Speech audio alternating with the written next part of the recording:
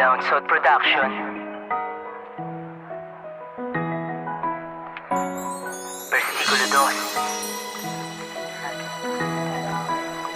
Flipper 1. Ray CM featuring Adriana.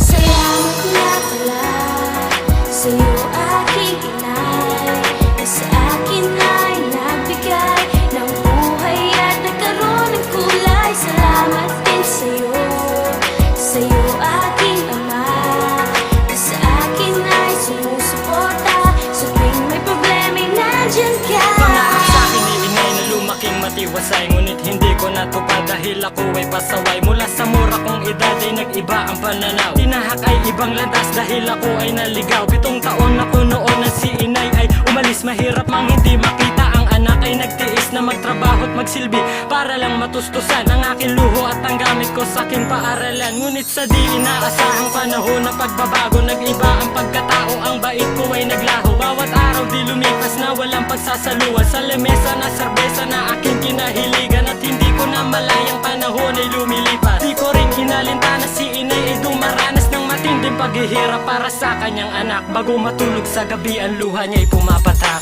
Salamat nga pala sa'yo aking inay, na sa akin ay nagbigay ng buhay at nagkaroon ng kulay. Salamat din sa'yo aking ama, na sa akin ay sumusuporta sa tuwing may problema'y nandyan ka. Aking inay, aking itay, ako'y nagkamali. Patawad lahat ng pangarap mo sa akin di ko natupad. Mas pinili ang kaibigan kaysa sa aking magulang. Iniisip ko kung paano mapupunan ang pagkukulang. Simula nung maligaw sa inyo'y tumalikod, bawat pangaral niyo sa akin ay hindi ko sinunod. Sobra na ang inyong pagod upang ako'y mapagtapos, na mapag-aral sa eskwela kahit sa pera ay kapos. Marami man naging hadlang, pinilit nyo maituwid ang landas kung balik ko upang ako'y maitawid. Sa mga kasalanan na sa ganon di mapahamak, kayo rin ang dahilan kaya bang unawa ko'y lumawak. Pagmamahal nyo sa akin paano ko may babalik, di yung kayang tumbasan kahit na 7 halik. Minsan man naging hangal lang pasakit ay naranasan, pero nandyan pa rin kayo at luwa ko'y pinupunasan. Salamat nga pala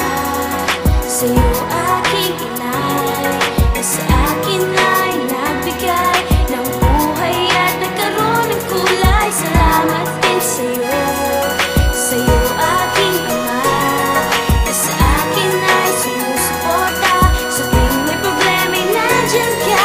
Nagising sa katotohanan, lahat ay may hangganan. Wala na si inay, paano na ang kinabukasan? Kung naging mabuting bata lang sana ako noon, lahat kami ay masaya at kasama namin siya ngayon. Ilang taon siyang namasukan bilang domestic helper sa lugar ng mga banyaga, kung saan siya nagka-cancer. Pag uwi sa Pilipinas, lumuluha ang mata. Ako'y niyakap at sinabi na, anak, mahal kita. Ngunit di ko inalintana ang lahat ng kanya pagod, kahit sa akin pa napupunta lahat ng kanya sahod. Madalas wala sa bahay, laging nasa galaan. Gulo ang siyang pinapasukan at hindi pa aralan. Ang tanong ngayon, paano ko babangon? Paano lalabanan ang lahat ng bawat hamon? Nasaan ka man inay, sana mamatawad mo ako, kahit na minsan di nasabi na ikaw ay mahal ko.